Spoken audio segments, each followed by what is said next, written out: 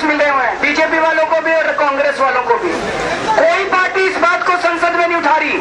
BJP कह रही है प्रधानमंत्री इस्तीफा दें, उनको पता है इस्तीफा नहीं देने वाले। बीजेपी ये क्यों नहीं कहती कि कोयले के लाइसेंस कैंसिल करो, क्योंकि बीजेपी ने कह दिया तो अजय संचेती का लाइसेंस भी कैंसिल हो जाएगा। तो बीजेपी नहीं कह रही कि कोयले के लाइसेंस कैंसिल करो, कांग्रेस भी नहीं कह रही कि कोयले के लाइसेंस कैंसिल करो। कांग्रेस ने कह दिया तो नवीन जिंदल का लाइसेंस भी कैंसिल हो जाएगा। सारों ने मिल बांट के चोरी कर रखी है। हम ये कहना चाहते हैं, जब हमने कहा कि संसद के अंदर 162 लाख लोग हैं, तो कुछ सांसद खड़े होकर कहते हैं ईमानदार नहीं दिखाई देते आपको। हम उन ईमानदार सांसदों से कहते हैं चुप क्यों बैठे हो, आवाज उठाओ अपनी। क्या मजबूरी है ईमानदार सांसदों की? क्यों नहीं आवाज उठाते संसद के अंदर? क्यों नहीं देश के लोगों की रक्षा करते? आवाज उठाओ। जो ईमानदार कहता है सांसद अपने आप को, आवाज उठाओ संसद के अंदर कि ये सारे कोयले के लाइसेंस कैंसिल किए जाए।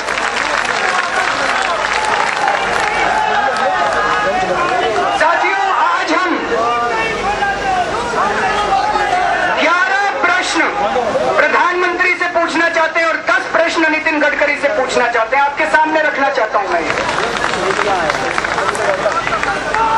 प्रधानमंत्री से 11 प्रश्न। सबसे पहला, प्रधानमंत्री जी ये बताइए, क्या ये सच है कि उस समय के कोयला सचिव ने आपको बार बार कहा कि कोयले की नीलामी कराइए, पर आपने उनकी एक बात नहीं मानी? नंबर 2, प्रधानमंत्री जी ये बताइए, क्या ये सच है कि कानून मंत्रालय ने आपको सलाह दी थी कि नीलामी कराने के लिए कानून बदलने की जरूरत नहीं है और आप एक साधारण आदेश पारित करके नीलामी करा सकते हैं? हमें बताइए कि आपने कानून मंत्रालय की बात क्यों नहीं मानी? तीसरा प्रश्न, प्रधानमंत्री जी हमें बताइए कि भारतीय जनता पार्टी, सीपीएम और बीजू जनता दल के मुख्यमंत्रियों ने आपको गलत सलाह दी थी कि नीलामी ना कराई जाए। आप उनकी गलत सलाह मानने के लिए क्यों मजबूर थे? आपने उनकी सलाह क्यों मानी? चौथा प्रश्न, किस किस मुख्यमंत्री ने किन किन उद्योगपतियों को कोयले की खदानें देने की सिफारिश की थी, ये जनता को बताया जाए। पांचवा प्रश्न, आज तक जिन जिन उद्योगपतियों को लाइसेंस दिए गए हैं, किस उद्योगपति का किस पार्टी से संबंध है, इसका खुलासा किया जाए। छठा प्रश्न,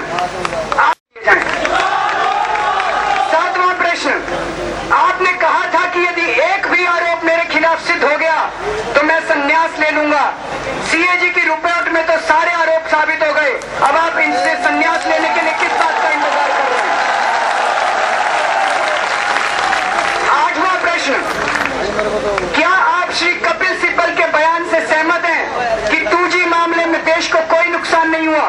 क्या आप चिदम्बरम जी के बयान से सहमत हैं कि कोयला घोटाले के अंदर देश को कोई नुकसान नहीं हुआ? क्या?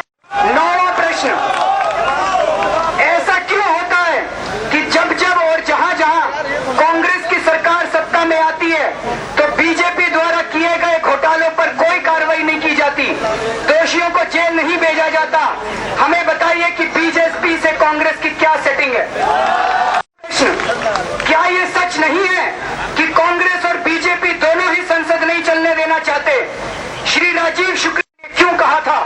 इस मामले में बीजेपी के साथ कांग्रेस की क्या सेटिंग है? और प्रधानमंत्री जी से आखिरी प्रश्न, आपके हिसाब से कौन सा धर्म ज्यादा ऊंचा है, कोएलिशन का धर्म या देश का धर्म? ये 10 प्रश्न नितिन गडकरी जी से हैं।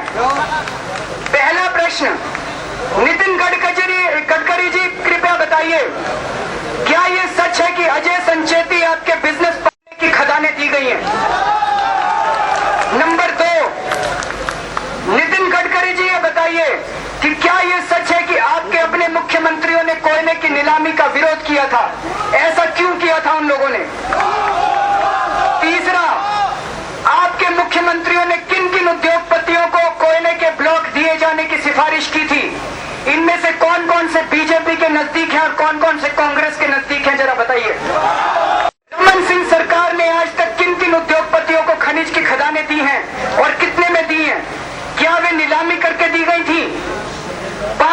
प्रश्न, येडियुरप्पा सरकार ने आज तक किन किन उद्योगपतियों को खनिज की खदानें दी हैं और कितने में दी हैं?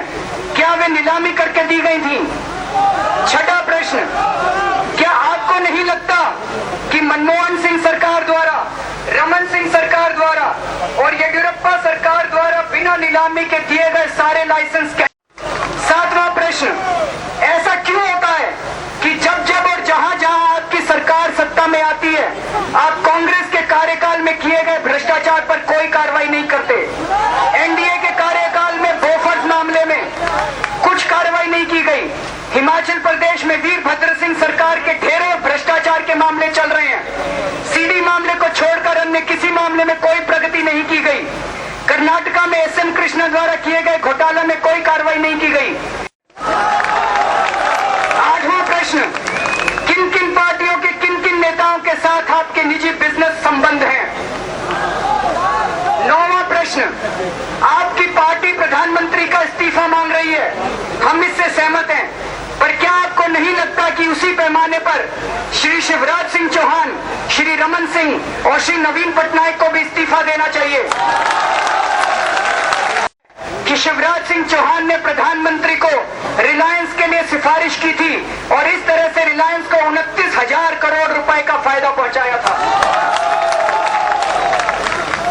साथियों, मैं केवल एक बात कहना चाहता हूं, ये बीजेपी और कांग्रेस इस देश के लोगों के आंखों में धूल झोंक रही हैं।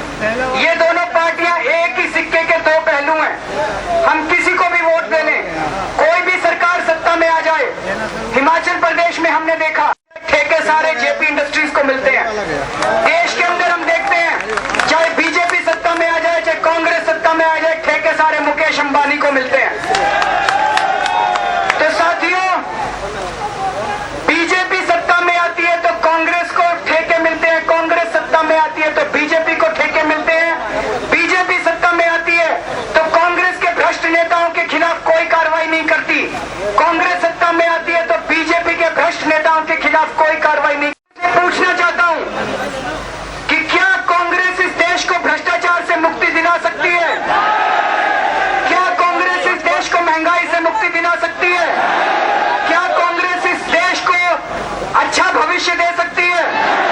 तो क्या अगले चुनाव के अंदर कांग्रेस को वोट करना चाहिए? क्या भारतीय जनता पार्टी इस देश को भ्रष्टाचार से मुक्ति दिला सकती है? क्या भारतीय जनता पार्टी इस देश को महंगाई से मुक्ति दिला सकती है, देश को अच्छा भविष्य दे सकती है? तो क्या अगले चुनाव में आप भारतीय जनता पार्टी को वोट करोगे? साथियों, जब तक हम इन दोनों पार्टियों को उखाड़ के नहीं फेंकेंगे, इस देश को अच्छा भविष्य नहीं मिल सकता।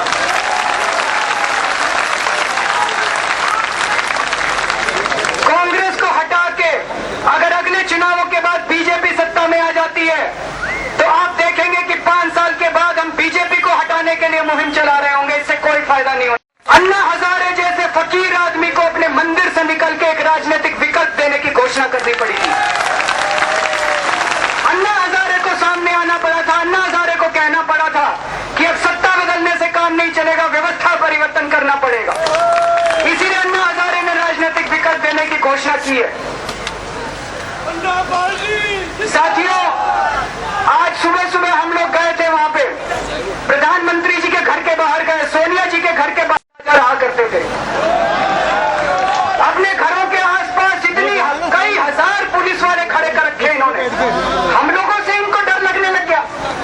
जिस देश के राजाओं को अपनी जनता से डर लगने लग जाए, उस देश के अंदर जनतंत्र खत्म हो जाता है।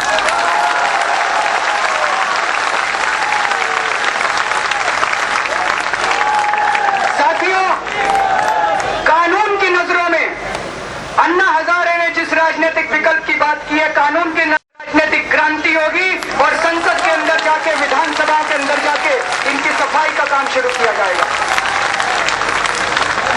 ये सारे बंद करने पड़ेंगे हमें।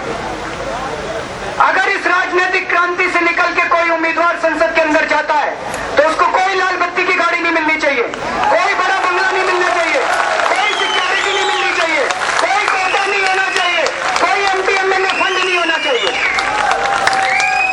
वो एक आम आदमी की तरह एक। तो साथियों, अंत में मैं केवल ये कहना चाहता हूं, कई लोग ये आरोप लगाते हैं कि आप लोगों की राजनीतिक महत्वाकांक्षा थी। हमारी कोई राजनीतिक महत्वाकांक्षा नहीं है। आज भी हम चुनौती देते हैं इन लोगों को कि आप ये 4 कानून पास कर दीजिए। Right to recall